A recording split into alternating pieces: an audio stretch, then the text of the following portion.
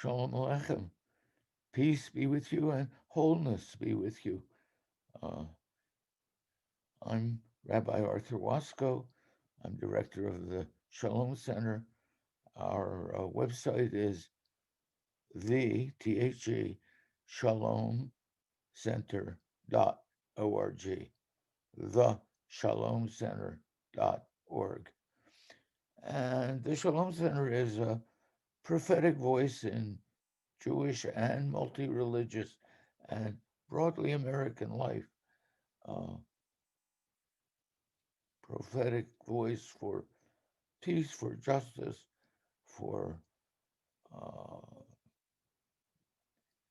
harmony between the human species and the earth of which the human species is a part. A harmony that is not so easy to see happening right now between the climate crisis and the corona crisis and the extinction crisis. But it's our job to look beyond that and to create the harmony. So usually each week I comment on a passage in the Torah reading for that week.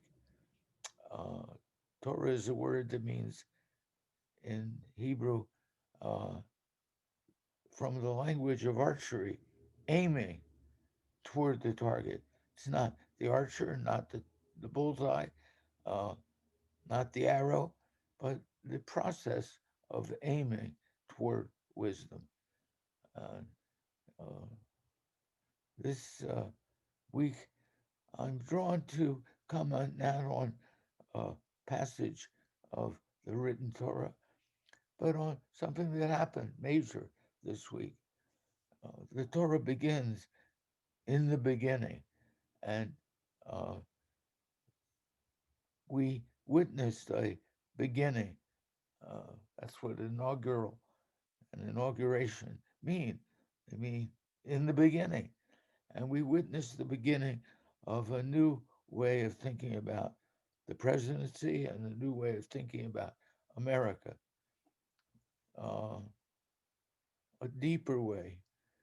And I'd like to comment on that. So I begin with the blessing that traditionally Jews say, I'll say in a slightly untraditional way, when we meet something new, beginning. In Hebrew, it goes, Baruch atah Yah Eloheinu Ruach Haolam Shehachianu V'kimanu V'higianu Lazman Hazeh. And in English, that captures the deepest meaning of that blessing. It goes, Blessed are you, the breath of life, the creative energy within us and beyond us, the interbreathing spirit of the universe, who has filled us with life, who has lifted us up, and who has carried us to this very moment.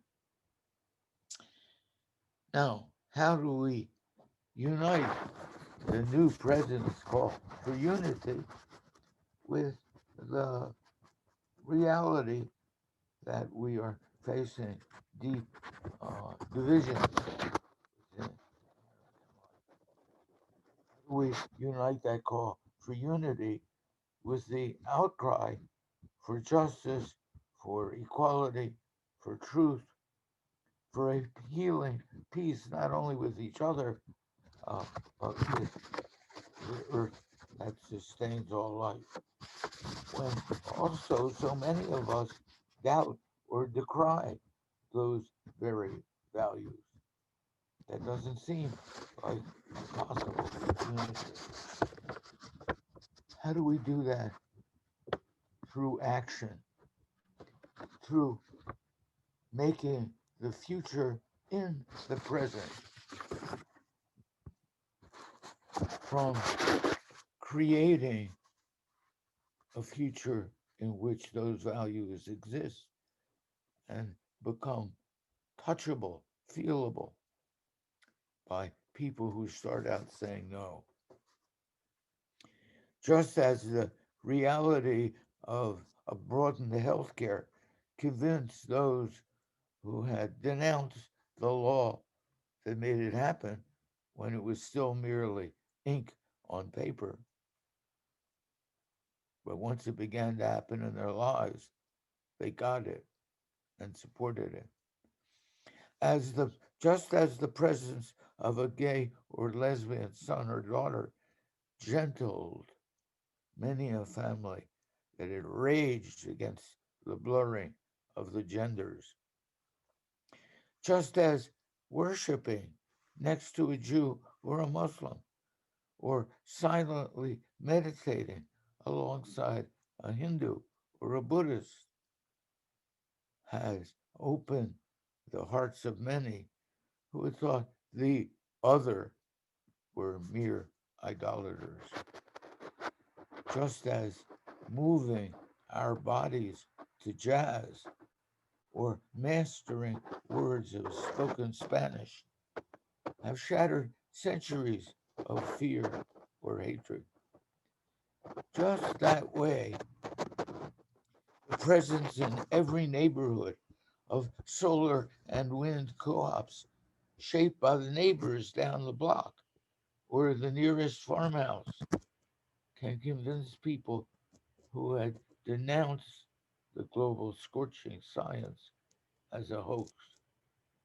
Just that same way, playing in real life the ecological game of jigsaw puzzle can teach us that the very fact of our differences can become the facts that make it possible for us to fit together like a jigsaw puzzle, fit together in a community, one. If we choose, if we act, if we enact and embody the practices and laws that allow us to fit each other together as part of the great jigsaw puzzle, if we steadfastly refuse to be enemies without compromising our hope to be our fullest selves, then we can make unity out of our very differences. Shalom again from the Shalom Center. Uh, we look forward to being with you and wish you good Shabbos, Shabbos of peace, of calm, of joy, uh, and see you again. I hope next week. Be well.